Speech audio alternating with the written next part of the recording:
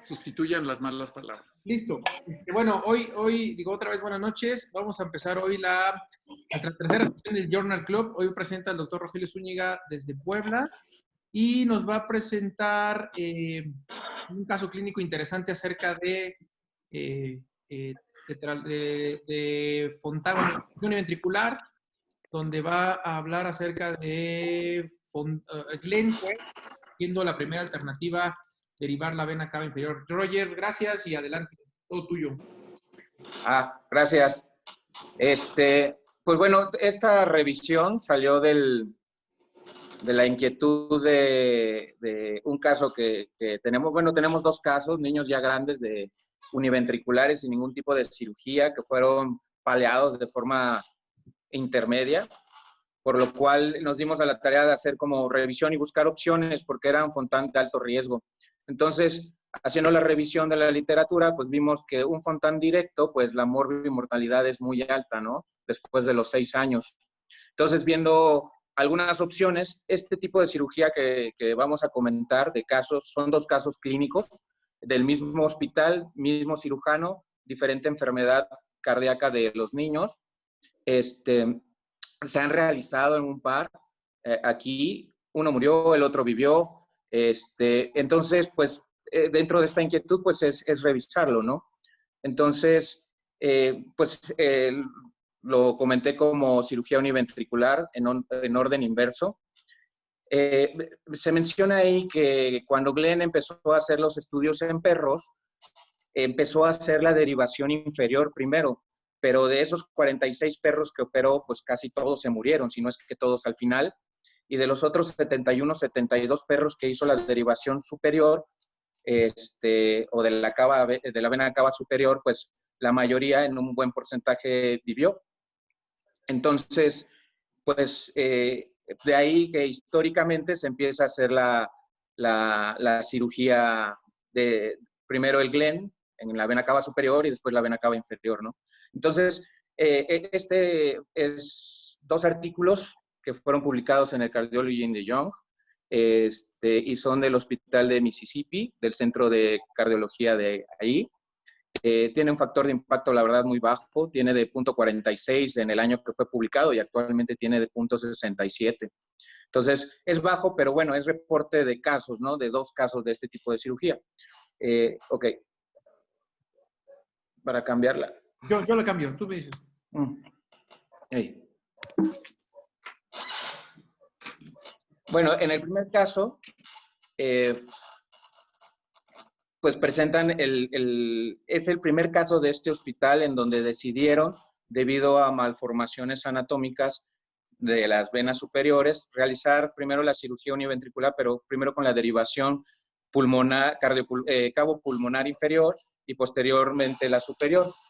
La indicación fue mala anatomía venosa superior porque este niño presentaba vena cava superior pequeña, vena innominada trombosada y colaterales tributarias que eran insuficientes, pues.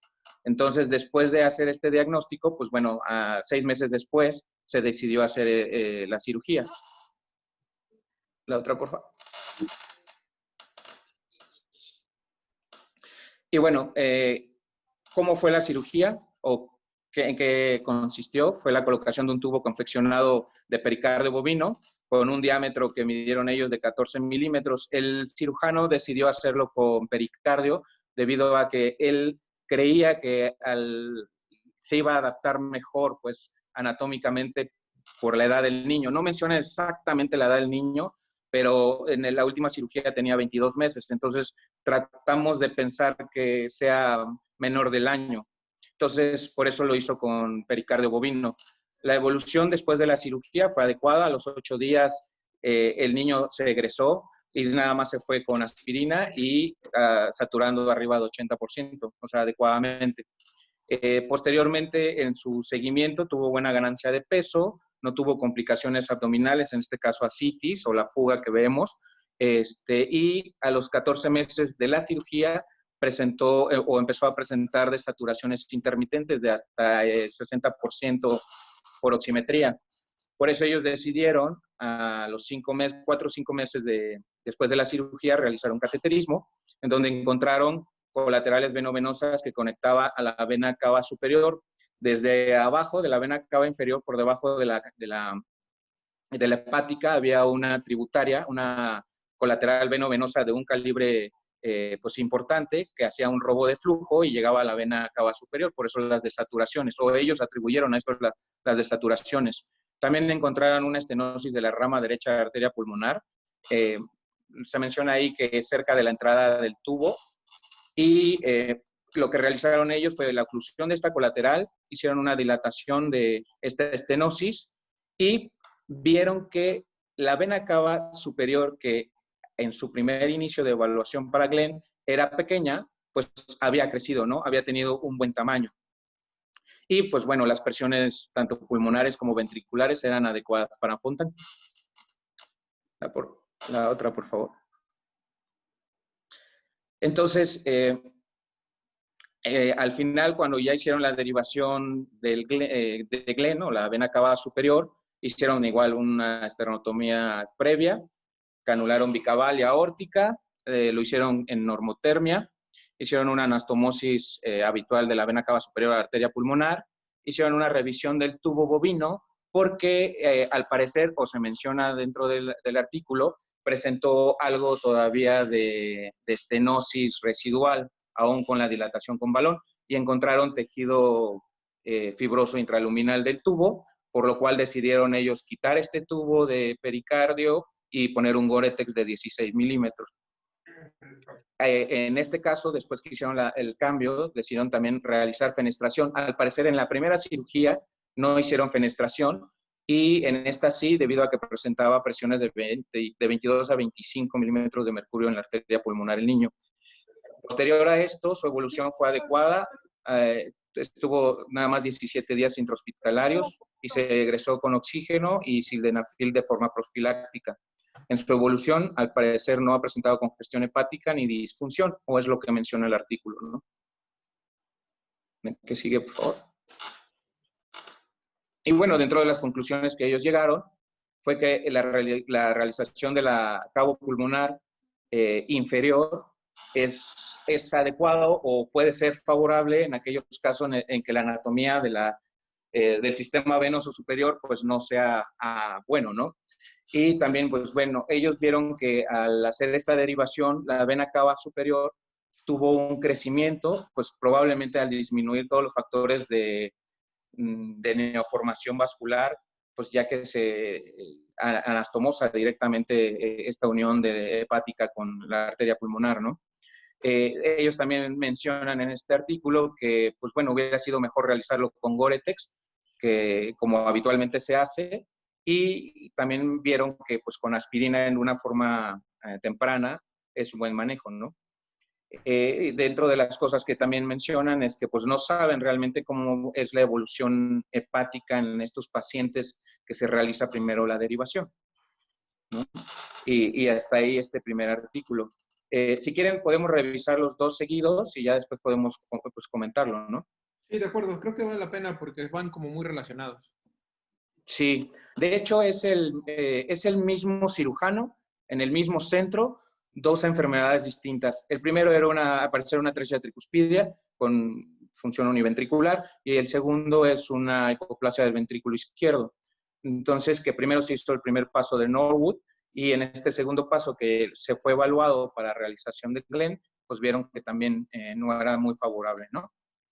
Fue el mismo cirujano, Ali Deutsch Katami, y fue en el mismo centro cardíaco. ¿El que sigue, por favor? Bueno, casi van de la mano las dos cirugías, fueron realizadas también en el mismo año.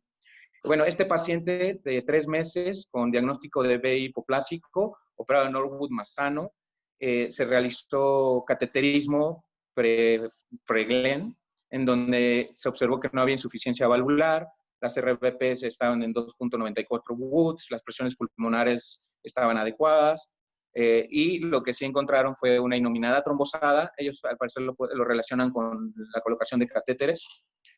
Múltiples colaterales, la vena cava superior derecha pequeña y encontraron un remanente de izquierda, así como una hemiácidos accesoria. La que sigue, por favor. Ellos pues deciden después del cateterismo realizarlo a los 5 o 6 meses después la cirugía, en donde al hacer el abordaje, igual por esternotomía, corroboraron el diagnóstico que se hizo por cateterismo. Menciona el artículo que en ese momento tuvieron que hablar con el equipo cardíaco. No, nos regresamos, Charlie, por favor. Con el equipo cardíaco y también con los papás, porque, pues bueno, no había otra opción más lo que se estaba proponiendo, que era hacer la derivación de la vena cava inferior. Y el abordaje fue, colocaron un Gore-Tex de 3.5 en la innominada, en la arteria innominada y la vena cava inferior y la aurícula derecha. Ligaron la hemiácigos, seccionaron y retiraron el sano y colocaron nuevamente un tubo de pericardio bovino de 14 milímetros de vena cava inferior a arteria pulmonar. Del lado derecho les puse el esquema de cómo hicieron lo representativo de la cirugía. La que sigue, por favor. Y pues bueno, en su evolución fue adecuada, estuvo nada más 3 días en la terapia intensiva, se egresó a los 8 días, al parecer en buen estado, con saturaciones esperadas como para el de un Glenn también, entre 70, 80, 85%. A los 5 meses del postquirúrgico, pues saturaba menos de 80%, sin síntomas abdominales, con buena alimentación y crecimiento ponderal adecuado. Hicieron un cateterismo, también una angiotomografía, para ver cómo había quedado el sistema de derivación, y pues es el que muestro del lado derecho, donde se ve derivación permeable, adecuado flujo pulmonar, no se vieron colaterales y tampoco se vio congestión hepática. Entonces, pues ellos determinaron que pues iba en buena evolución el niño, ¿no? La que sigue, por favor. La siguiente. Y bueno, dentro de su discusión, ellos mencionaban que pues una alternativa ante una mala anatomía venosa, igual superior, pues bueno, la derivación cabopulmonar inferior es una opción. Las saturaciones son esperadas como a un Glenn habitual. Por el factor hepático podrían disminuir las neoformaciones venosas, así como ellos en sus 2 casos pues, tuvieron evolución postquirúrgica igual a la de un Glenn.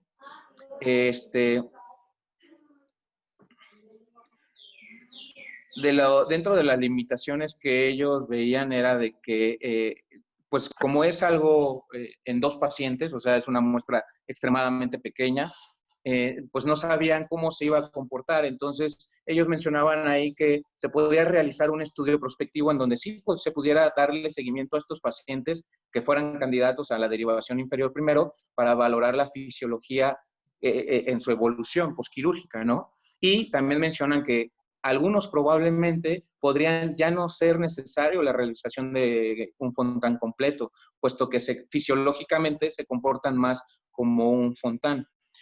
Había la que sigue, por favor.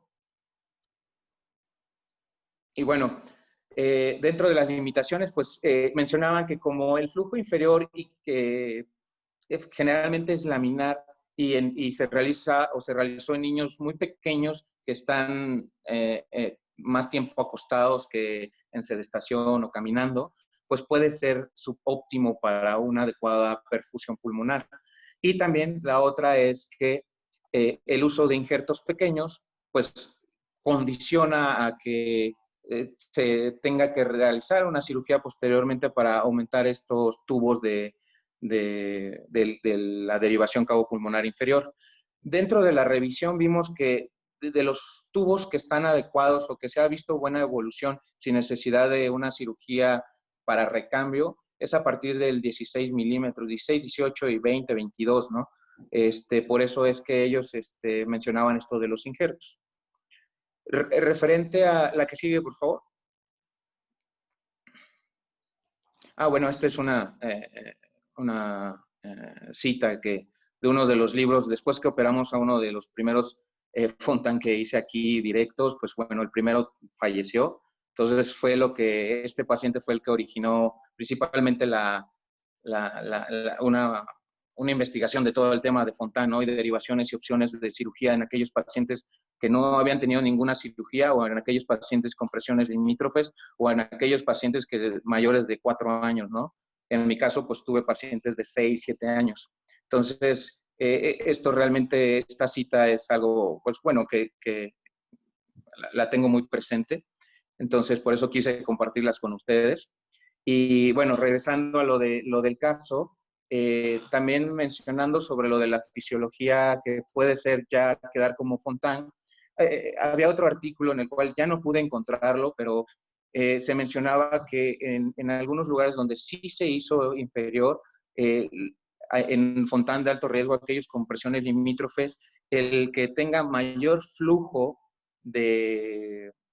al derivar la vena cava inferior, mayor flujo ayudaba a vencer estas resistencias, ¿no? Y que en estos pacientes les había ido a algunos mejor al tener presiones limítrofes. Se los comento verbalmente porque no pude encontrar ese artículo o esas referencias, pero también se ha mencionado, ¿no? Y creo que, gracias. Es muy sencillo, es muy corto, son nada más 2 artículos de revisión de caso, muy pequeño, ¿no? Bien, Roger. Bueno, yo creo que, digo, viendo los artículos, si son los que tú mandaste, ¿no, Carlos? Sí, sí, sí. A mí me dio la impresión de que era el mismo paciente, o sea, que un artículo era la continuación del otro. Porque incluso ahorita lo que estaba viendo yo lo revisé y los dos hablan de ventrículo izquierdo hipoplásico, que se le había hecho el sano, que quitaron el sano y que tenía trombosis de la vena cava superior y que por eso, que estaba muy pequeñita y que por eso no se aventaron a hacer el Glenn. Sí, no, ese fue el segundo, doctor. Lo mencionan como el segundo. En la liga por ahí, en un ratito más, les mandé una liga para un video donde reportan o graban la cirugía del segundo niño, del Norwood, cuando lo hicieron hacia univentricular. Pero no, son 2 pacientes diferentes, doctor. Bueno, porque incluso mencionan que les llamó la atención que en el primer caso, cuando le hacen el Glenn de abajo, digamos, el Glenn del sur, el sureño. Del sur. Del sur, ahí en ese, ligan el tubo de sano, ven la cava pequeña y piensan que no va a ser colaterales porque le están mandando factor hepático. Y que en el segundo artículo dicen que a mí me dio la impresión de que era el mismo niño y que les llamó la atención 2 cosas. Primero, que no había, que se estaba estenosando el tubo a pesar de que lo habían tenido que dilatar. Y en segundo lugar, que les llamó la atención que había crecido la vena cava superior y que entonces podía, primero, bueno, que le habían coileado una colateral y habían dilatado el tubo de pericardio bovino que habían hecho de 14 milímetros y que como no lo pudieron, ya en la segunda cirugía vieron que había crecido la vena cava superior, que quitaron el Glenn y que quitaron el Glenn, que hicieron el Glenn porque creció la vena cava superior, hicieron el Glenn con vena cava superior y que cambiaron el tubo, ahora sí por uno de Gore-Tex. Y entonces analizan que tuvieron algunas sorpresas en la reoperación. O sea, primero que había crecido la vena cava, segundo que el tubo sí se había llenado adentro de Panus y que entonces lo tuvieron que cambiar y que en el siguiente caso que hicieran, no lo mencionan que lo hayan hecho, sino que en el siguiente caso que hicieran, si tuvieran que derivar vena cava inferior a arteria pulmonar antes que la vena cava superior, usarían mejor directo otra vez Gore-Tex, que está comprobado que hace menos Panus que el tubo bovino y que además y que lo harían pronto. Después eso de que las fístulas con el factor hepático como que no funcionó porque a ellos le mandaban factor hepático y que sí de todos modos formó una fístula venopenosa. Eso es lo que yo me acuerdo de lo que revisé en los artículos. Entonces, eso ahora, no es la primera vez, o sea, esto de vena cava inferior directo a arteria pulmonar, ya se había presentado. O sea, no son ellos los primeros que lo reportan. Ya lo habían reportado antes. Yo ya lo había visto alguna vez que lo llegamos a considerar, no sé, hará unos 20 años o algo así. Pero pues nunca lo hicimos ni nunca le dimos seguimiento. Y de esa vez que estuvo reportado, no es algo que hayan estado reportando frecuentemente. O sea, porque este artículo que es de 2017, ¿no? Creo, ¿de cuándo? 16. De 2016. Entonces, o sea, esto ya se había pensado y ya. No sé si no le han dado seguimiento o nadie quiso ya seguir con eso o porque lo han intentado y no les había resultado y por eso hasta ahora es el primero.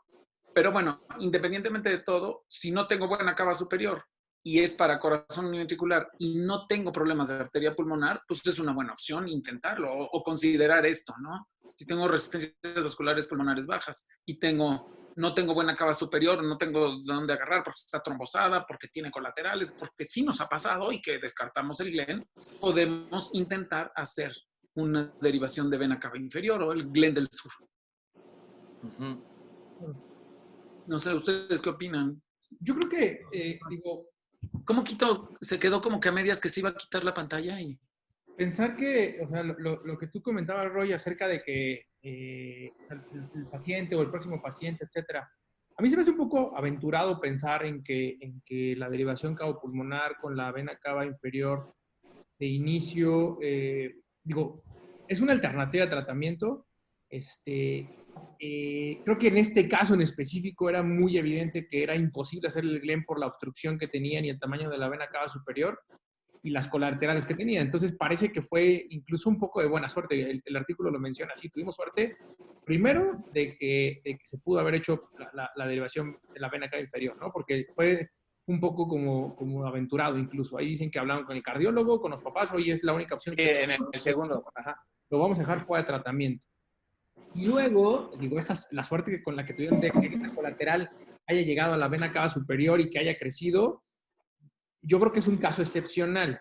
Ahora, creo que es un punto que vale la pena poner sobre la mesa. Nosotros tuvimos un caso, el caso de un niño, no sé si se acuerda, doctor Bolio, del niño que operamos de Glenn, creo que tenía 11, 12 años.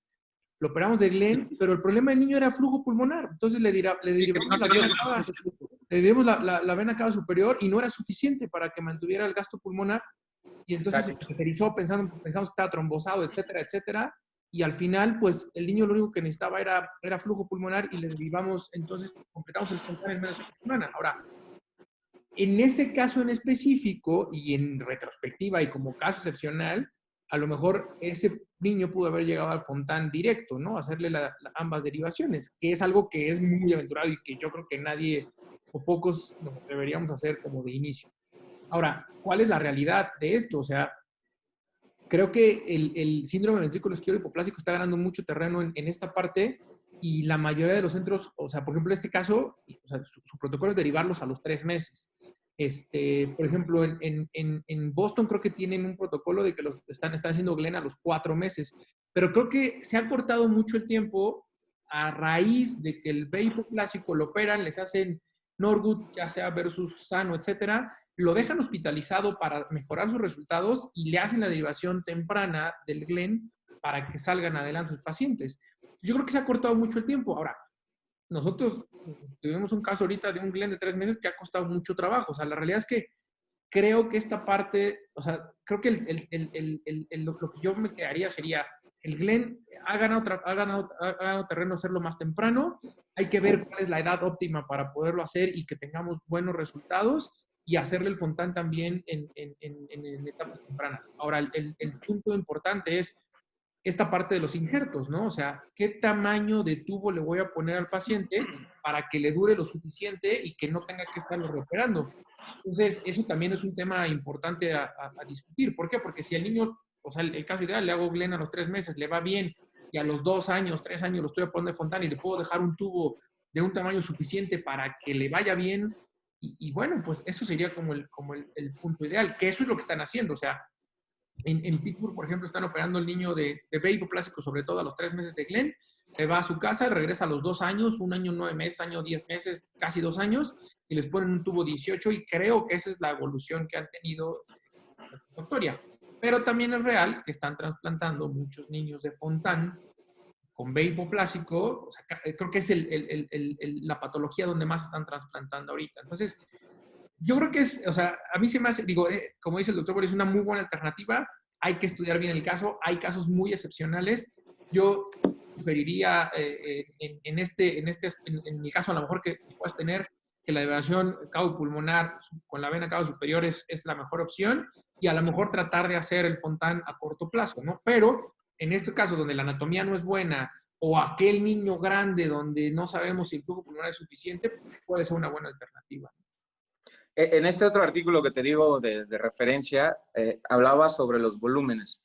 Niños aquellos grandes donde su superficie corporal, pues en el lactante menor, pues bueno, su superficie corporal es superior, ¿no? O sea, de la mitad hacia arriba tiene mayor flujo pulmonar o volumen sanguíneo que la inferior. También se mencionaba que al derivar la inferior, en niños grandes, que su superficie corporal es mayor, inferior, les iba mejor, como lo que mencionabas de este caso, ¿no? Que tuvieron que era insuficiente el volumen sanguíneo que llegaba al pulmón, ¿no? Oye, o sea, el gasto que daba hacia el pulmón, ¿no? También eso fue comentado en ese... Te digo, lo voy a tratar de buscar para la siguiente, o después si lo encuentro se los voy a mandar, porque también está interesante. Yo quería ver, no sé si pueda yo compartir en la mañana, precisamente lo estaba yo viendo con Memo,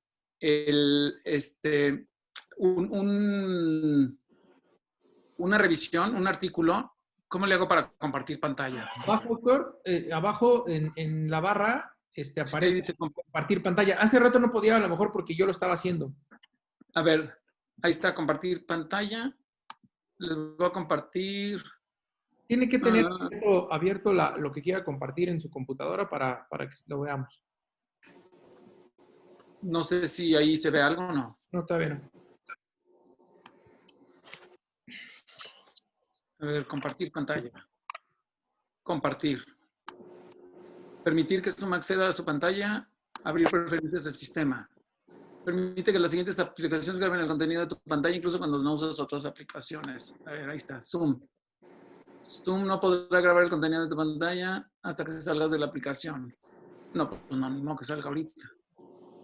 O si quieren, mándamelo, se me lo puedo mandar por correo en lo que nos va diciendo la idea, y ya yo lo subo. O por WhatsApp. Ok. ¿Cómo se llama el artículo, doctor? No, bueno, la idea es un artículo que salió en Circulation en octubre de 1995. No es nada más que la contribución del flujo de la vena cava superior para el gasto cardíaco en niños. Y aquí en el resumen, lo que dice es que empiezan, o sea, lo que hicieron es medir flujo de cava superior y de cava inferior a distintas edades, y sacan este promedio. Y el resumen nada más dice, el flujo de la vena cava superior contribuye al 49% del gasto cardíaco en el recién nacido. Esta contribución aumenta a un máximo de la vena cava superior del 55% a los 2.5 años. Y después empieza a disminuir hasta llegar a ser solo del 35% la vena cava superior a los 6.6 años de edad. Y concluyen que hay un cambio de maduración en la contribución, o sea, los cambios en la maduración del niño hacen que cambie la contribución de la vena cava superior al gasto cardíaco en los niños. Y está muy relacionado con los cambios somáticos en la segmentación del cuerpo. Entonces, pues prácticamente yo me quedo con la idea de que de recién nacido el niño tiene, o sea, la vena cava superior aporta la mitad del flujo. O sea, es mitad y mitad, vena cava superior y vena cava inferior. A los de lactante, pues hasta los 2.2 años, 2 años y medio, es cuando la vena cava superior da el mayor flujo posible, que es el 55%. Tampoco es mucha la diferencia, 45 y 55, pero a partir de ahí empieza a bajar el flujo de la vena cava superior hasta llegar a a ser solo de un 35% de la vena cava superior a los 6.6 años, y ya es así como queda hasta la edad de adulto. Y en ese sentido también hay una presentación que me encontré donde, donde ven el gasto cardíaco, cómo contribuye la vena cava inferior, no, más bien cómo están los segmentos corporales a lo largo de la edad. Y bueno, pues todos hemos visto ese dibujito, ¿no? De los niños, cómo va cambiando la proporción de la cabeza con respecto al resto del cuerpo. Y si en la edad de recién nacido, la mitad, el ombligo encuentra exactamente la mitad de la estatura. En cambio, en el adulto, el ombligo ya está prácticamente en las dos, o sea, son 2/3 partes hacia abajo y 1/3 parte hacia arriba. Entonces, esa proporción del cuerpo, esa proporción corporal, es lo que hace que haya diferencia en cuanto al flujo que aporta la vena cava superior. De acuerdo. Lo que sí me llamó entonces más la atención es, y también lo comentábamos, o lo estaba yo analizando un poco con Memo en la mañana, es que a fin de cuentas, el retorno venoso, tanto de arriba como de abajo, va a ser el gasto cardíaco arterial que llegue arriba y llegue abajo. O sea, si arriba el gasto cardíaco arterial es más del 50% en el periodo neonatal y en el periodo de lactante, pues es lo que va a regresar más por vena cava superior. Y cuando empieza uno a crecer, empiezan a cambiar las proporciones, el gasto cardíaco de abajo es mayor que el gasto cardíaco de la mitad para arriba, y eso hace que entonces el retorno de vena cava superior vaya disminuyendo. El por qué siempre se ha dicho de hacer primero el Glenn y luego la vena cava inferior, o sea, completar la vena cava inferior, es por la fuerza de gravedad. Entonces, se dice, o todo el mundo piensa, que en el bebé el niño empieza a sentarse y la fuerza de gravedad ayuda a que se perfundan mejor los pulmones. Y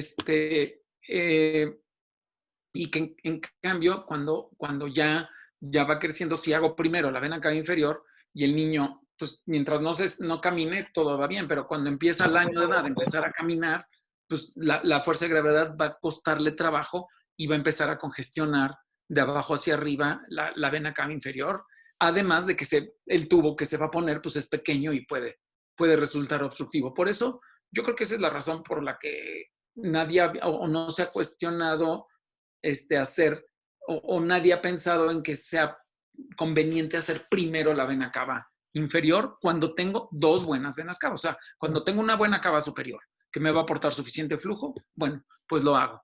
Pero, esa es la razón.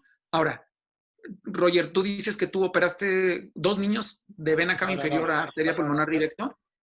No sé, aquí en México conozco 2 cirujanos que los han operado. Uno se murió y el otro vive. Ok. Y la razón por la que decidieron hacer directo primero vena cava inferior que vena cava superior, ¿cuál fue? Las presiones, doctor.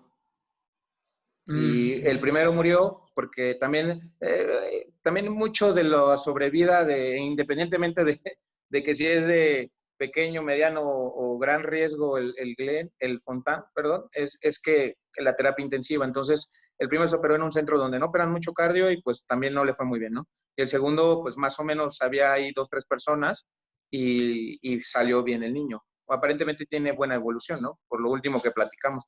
Y este Héctor creo que está haciendo Fontan directos también, por lo que mencionaba Charlie. Bueno, él me comentó que habían hecho 3 o 4. Sí, o sea, Fontan... De ninguna cirugía directamente. No, ahí esa es otra situación.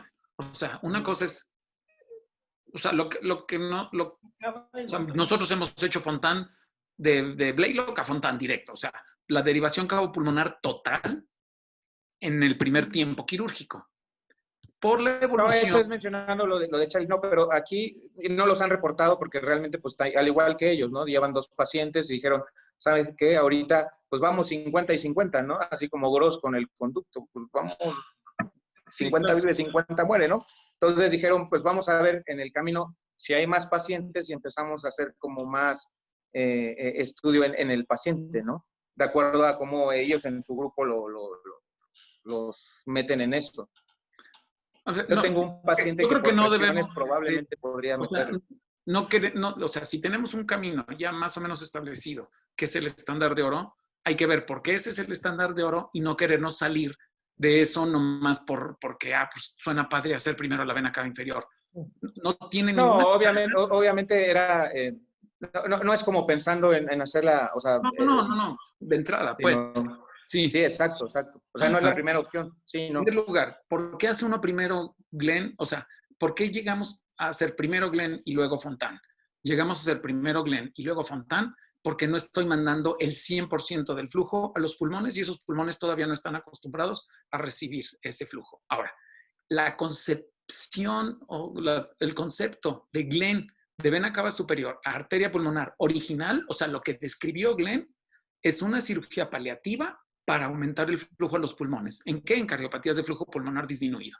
Entonces, una cardiopatía univentricular con flujo pulmonar disminuido, se le hace un Blaylock, pero si no le voy a hacer el Blaylock y me puedo ahorrar el Blaylock, me voy directo a aumentarle el flujo pulmonar con un Glenn. Esa fue la concepción original del Glenn. Y lo que buscó Glenn es mandar sangre de una vena sistémica a las arterias pulmonares para eficientar o eficientizar, no sé cómo se diga, la oxigenación de sangre. ¿Por qué? Porque estoy mandando sangre no oxigenada a oxigenarse. En cambio, un Blaylock está mandando sangre ya oxigenada, finalmente sangre izquierda, que va a oxigenarse. Entonces, el porcentaje de mayor oxigenación nada más está dado por el flujo. En el Glenn, la mayor oxigenación está dada por la cantidad de sangre que estoy mandando, pero también porque estoy mandando pura sangre no oxigenada, que ya no se va a ir a revolver al corazón. Entonces, desde ese punto de vista de cortocircuitos, es más eficiente el Glenn, que además después me lo deja preparado para el Fontan, pues qué mejor. Ahora, precisamente esto de las edades de los flujos es lo que yo tengo que hacer. Si quiero aumentar el flujo pulmonar con el Glenn, tengo que asegurarme que el flujo pulmonar va a aumentar. ¿Y cómo sé que va a aumentar? Bueno, primero, si está muy cianótico el niño, pues le va a aumentar de entrada y va a eficientarse, hacerse más eficiente. Pero además, si el flujo pulmonar, si la vena cava que voy a mandar ahí me va a aumentar realmente el flujo, es porque todavía la vena cava superior tiene mayor gasto que la vena cava inferior y esto siempre va a ser, por eso es lo ideal es hacerlo antes, digo, cuando nos llegue, pues, pero si nos llegue el niño tempranamente, precisamente mientras más temprano haga yo el Glenn, mejor. Y esta razón de hacerlo entre el año y los 4 años de edad o sea, el ir acercando la edad es precisamente porque sí le voy a mandar mucho más flujo al pulmón, le voy a mandar el 55% del gasto cardíaco al pulmón, se lo voy a mandar con la vena cava superior. Lo que pasó con el niño que menciona Carlos, que era un niño grande que además era biventricular, no había tenido flujo pulmonar muy disminuido, le conecto la vena cava superior porque iba para univentricular, se conecta la vena cava superior y creo que ese caso en particular le bajó el flujo. ¿Por qué? Porque ya era un niño grande donde ya tengo yo nada más el 35% de aporte de vena cava superior y el otro 65% de la vena cava inferior y le estoy mandando la de menos aporte de entrada. No debimos, o sea, se debió haber presentado desde un inicio para Fontan, tan así que se completó el Fontan y le fue muy bien. Entonces, el hacer Glenn en el niño chico es porque le voy a aumentar el flujo pulmonar y se lo voy a aumentar más eficientemente porque la vena cava superior lleva suficiente flujo. Y no me voy directo al Fontan porque el 100% del flujo sí no le va a servir. Y vámonos más allá, ya ahorita yéndonos un poquito ya más, ya a completar el Fontan, cuando finalmente yo tengo los retornos de las venas cavas por el gasto cardíaco que mandan las venas cavas. Y dos cosas, cuando me tocó revisar para los 50 años de La Salle, lo de corazón univentricular, de cómo vivir con un medio corazón, le llamé yo. Pero hay una grafiquita muy buena que es cómo va evolucionando las presiones del Fontan. Y en el Fontan, cuando se acaba de hacer el Fontan, el gasto cardíaco está muy padre, pero empieza poco a poco a disminuir el gasto cardíaco izquierdo y por lo tanto empieza a disminuir también el retorno de ambas venas cavas tanto superior como inferior. Y eso empieza a hacer que el retorno sea más lento porque va bajando un poco a poco el gasto cardíaco.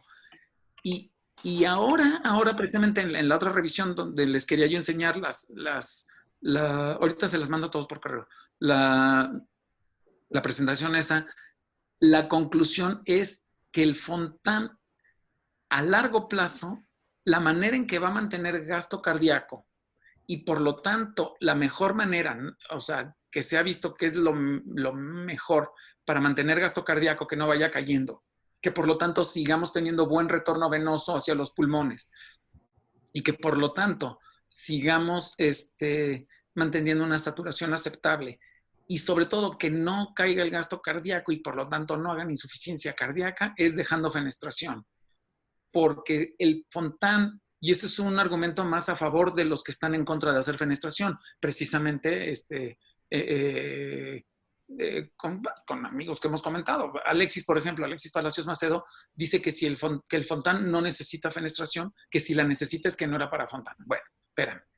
Los Fontan a largo plazo ya se ha visto que poco a poco empiezan a caer, a aumentar la telediastólica del ventrículo izquierdo y a bajar la sistólica del ventrículo izquierdo. Por lo tanto, poco a poco empieza a caer el gasto cardíaco y ese gasto cardíaco lo mantengo cuando tengo una fenestración que me está mandando flujo directo. Aunque se desature un poco el paciente, me mantiene la precarga y por lo tanto el retorno venoso o la falta de presión en arteria pulmonar que disminuye el retorno venoso izquierdo, que lo hace más lento y que lo hace con menor presión, no me va a mantener buena precarga. En cambio, teniendo la fenestración, aseguro precarga del ventrículo izquierdo y por lo tanto mantengo gasto más tiempo.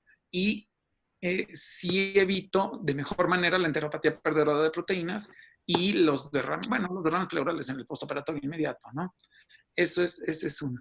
Y bueno, ya nada más para acabar, el niño de Glenn que se hizo la semana pasada, Carlos, que hicimos el jueves, hoy, jueves, viernes, sábado, domingo, lunes, hoy el niño ya está sin sondas, sin aminas, sin derrames pleurales y los cardiólogos le están buscando a fuerzas que tenga una obstrucción de la anastomosis cuando no la tiene, porque tiene 11 de presión en la vena cava superior y tiene 4 de presión en la aurícula izquierda, pues, o sea, en la aurícula que quedó como aurícula única. Entonces, un gradiente con 11 milímetros de mercurio en vena cava superior, una cava superior chiquitona de 6 milímetros, el niño está perfecto. O sea, yo creo que, y mira que yo estaba un poquito en contra, yo tenía un poquito de miedo de hacerle el Glenn a los 3 meses de edad a este bebé.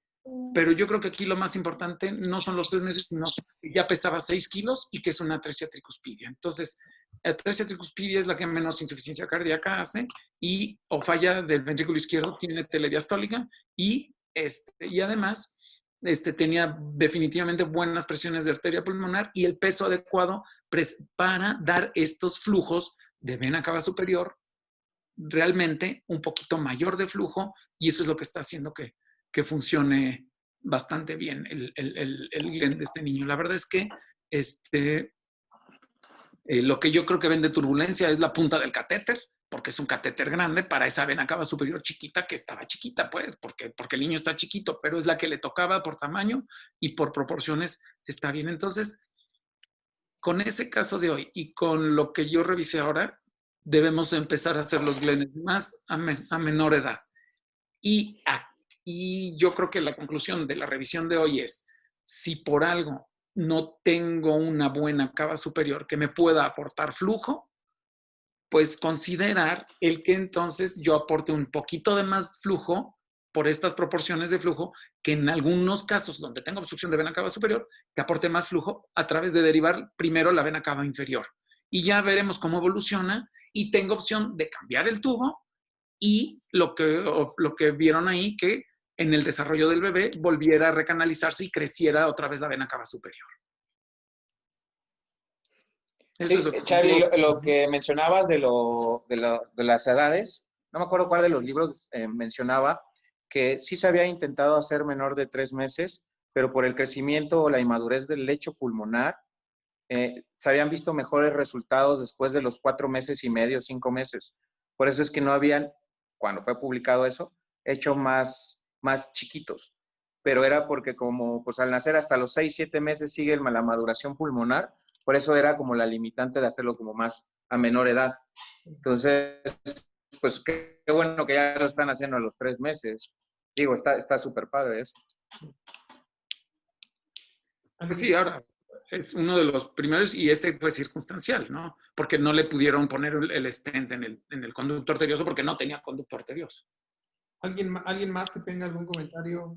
Miguel, Oscar, Enrique. Una pregunta, bueno, me llama la atención pues en el artículo que le hacen un Fontan a un paciente de 3 meses. Y en el mismo artículo comentan la vena cava superior con obstrucción de lo que es la innominada, probablemente por catéteres. Posteriormente ya comentan que la vena cava superior creció de tamaño. Entonces, ¿qué tan necesario era hacer un Fontan a los 3 meses? ¿Por qué no esperar y ver cómo evolucionaba el paciente para intentar hacer un Glenn después? Y la otra es, si tienes una obstrucción de la innominada por catéteres o está estenosado, si ligas la ácigos, estás disminuyendo el retorno venoso de miembros superiores hacia el corazón. Entonces, ahí me llama la atención también que lo mandan a los 8 días a casa, ¿no? Entonces, ese paciente seguramente hizo una vena cava superior, un síndrome de vena cava superior, hizo derrames, hizo todo, y no se comentó tampoco de eso en el artículo, las complicaciones. Ahora, el seguimiento a largo plazo es algo que hay que ver en este paciente, qué va a pasar con este paciente, ¿no? Porque la enteropatía perdedora de proteínas seguro la va a tener en edades prontas y una desnutrición muy marcada, ¿no? Por todo el flujo que está perdiendo. Entonces, pues bueno, son varias cosas que llaman la atención del artículo y creo que para los casos que a mí se me hace que si es el mismo caso, coincido con el doctor Bolio, por cómo comentan las cosas, pues. Y lo que también deja de enseñanza es no usar el pericardio bovino para una cirugía de este tipo por la generación del panus, ¿no? Que en algún momento los proveedores, los que te venden el pericardio bovino, te sirve para todo, ¿no? Y ahora, viendo este tipo de experiencias en otros hospitales, pues para esto no lo puedo usar porque me va a formar una obstrucción pronto, ¿no? Entonces, pues, son cosas interesantes, son experiencias de otros hospitales y pues bueno, pues no queda más que seguir aprendiendo de esta forma, ¿no? Y que es una alternativa, definitivamente es una alternativa, porque la verdad es que yo no la había considerado, yo no la conocía, entonces me deja algo bueno saber que existen este tipo de alternativas, ¿no?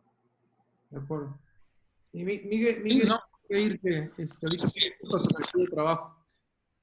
El doctor nos acaba de compartir ya en el chat el artículo que dijo. Si ustedes van al chat de Zoom, ahí van a encontrar el archivo que nos comparte el doctor Bolio. De todos modos, se los hago llegar.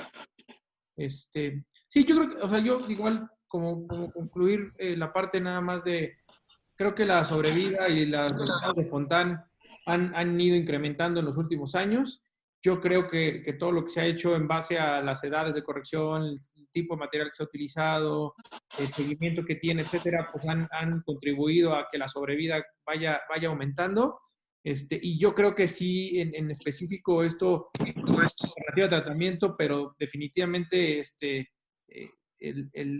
lo que nos deja, pues yo no pensaría en la primera opción. Y bueno, como habíamos platicado de inicio, o sea, el objetivo de esto es, o sea, de estas reuniones es ver estos artículos, ver qué nos puede dejar y pues ver qué se puede adaptar y qué no se puede adaptar, ¿no? Yo creo que esto, como dice el doctor, o sea, a final de cuentas es una opción, pero no es como la primera línea de tratamiento. Roger, ¿quieres comentar algo? No, claro. Mira, todas estas opciones las encontré al empezarme a encontrar con casos que son de esos niños que dejan, ¿no? Y que el que venga o el que se aviente, pues que lo opere, ¿no? Entonces, pues yo la verdad, al igual que Oscar, hasta que conocí uno de los casos, de hecho en uno de los congresos tuve la oportunidad de conocer al doctor. Me platicó que hizo uno, también hizo a nivel de mar, ¿no? En Veracruz. Entonces, fue así como, ok, entonces me puse a revisar todo lo de factores de riesgo, cómo está lo del Fontan, estos artículos. De hecho, ahorita que les mandé este artículo, salió uno hace 2 meses, un mes, de las 5 décadas de la cirugía de Fontan. Es una revisión alemana. Si quieren después también se los comparto, está interesante. Entonces, pues no es tanto que sea la primera opción, sino pues en algún momento si te topas con algo así, tanto transquirúrgico o en una sesión, pues tener un arma más, ¿no? Una idea más o para dónde moverte, ¿no? En niños que, pues bueno, si no le ofreces nada, pues inmediatamente entra paliativos, ¿no? Entonces, y aquí no, en el hospital no manejamos un gran margen como de este sí y este no, sino está muy cuadrado el protocolo de si no entra en estos números, paliativo, ¿no? Se va. Por todo lo de los recursos que habíamos platicado en otras sesiones. Entonces, pues es una opción, ¿no? Para este tipo de niños, pues, ¿no? También para nosotros. Y pues prácticamente a platicarles pues, de esta experiencia que tienen estos cuates, y que pues, yo no lo había leído, o sea, yo no lo sabía hasta hace un año. Entonces, pues bueno. Nuevamente, o sea, a ver, el objetivo de esto es precisamente ver, o sea, no es que, hey, tú haces esto, yo no hago, yo lo voy a hacer, no, o sea, es discutir los artículos, conocer, ver opciones y listo, o sea, a mí se me hizo muy interesante desde que lo presentaste y yo creo que es una buena opción, ¿no? Porque uno no sabe en qué momento pueda surgir y bueno, ya conocemos algo y buenísimo. Por mí. Oye, sí, claro. Si quieren, después les encontré los 3 artículos de Fontán que hizo antes de empezarlo a hacer. Creo que son del 54, 55 y del 57. Si quieren, después también se los mando. Porque, pues, digo, como historia, ¿no? De Glenn. ¿De Glenn, perdón. Sí. De Glenn, doctor. De Glenn, que cuando empezó a derivar la ácigos, él empezó a derivando la ácigos más que la cava. Ahora, yo creo que independientemente de todo, no está mal a partir de ahora, o por lo menos hoy ya aprendimos, o estamos retomando algo, casos como ese que operaste de Glenn, Carlos, que no tenía buen gasto cardíaco porque la vena cava superior no era suficiente y que con el Fontán le fue muy bien, lo que quiere decir es que sí era porque la cava superior no le daba suficiente gasto. Ese niño, a lo mejor si le hubiéramos hecho primero la vena cava inferior, le hubiéramos dejado la vena cava superior directo al corazón, hubiera mantenido buen gasto y no... Y bueno, ahorita qué bueno que ya se hizo el Fontán, pero en niños grandes que en primer lugar, en niños grandes, considerar si hay que irse directo al Fontán. Y si no, en un momento dado, si nos da miedo o no creemos, o la vena cava superior o lo que sea, ver si una paliación correcta sería derivar vena cava inferior primero a arteria pulmonar y ya después completar el Fontán haciendo la vena cava superior. Entonces, no está completamente desechado. Yo creo que a partir de ahora, niños grandes, sí considerar esto de la cantidad de flujo que manda la vena cava superior para acabar de tomar bien la decisión del Fontán. Yo no me iría tanto por presiones o por telediastólica, ni por tamaño de arterias pulmonares. Yo me iría nada más por tamaño y por flujos que estén aportando las venas cavas para decidir cuál es la que tendría yo que derivar, en vez de ir siempre Glenn cava superior y luego cava inferior. No necesariamente ese es el orden, sino hay que ver bien cuánto aportan de flujo cada uno. Yo creo que con eso nos quedaría. Yo me quedaría ahorita de aprendizaje más con eso, no cerrar las puertas, ¿no? De acuerdo. Doctora Patti, ¿algún comentario que nos quiera hacer? No, pues bueno, creo que, como decía el doctor, no me acuerdo quién decía, a mí me parece que no vi yo el artículo, pues no lo revisé, pero pues yo creo que sí tenerlo solo como pues como casi una última opción, ¿no? Parece que si ya de ahí solo se manda cuidados paliativos, pues es ofrecerle esa opción como única alternativa y que pudiera funcionar. Y sí, también yo creo que, como dice el doctor Bolio, pues en pacientes mayores, ahorita me estaba yo recordando que a lo mejor por eso en el decálogo de Fontán él mencionaba la edad óptima, que era de 4 años, que a lo mejor probablemente a esa edad ya los flujos están más o menos igualando y que pues esa sería, por eso él mencionó esa edad como la óptima pues para completar en Fontán. Entonces, pues yo creo que sí tenerlo como una opción así en pacientes en que no haya otra cosa que ofrecerles, ¿no? Muy bien. Memo, Nubia, Moy, ¿alguna duda? ¿Algo que claro?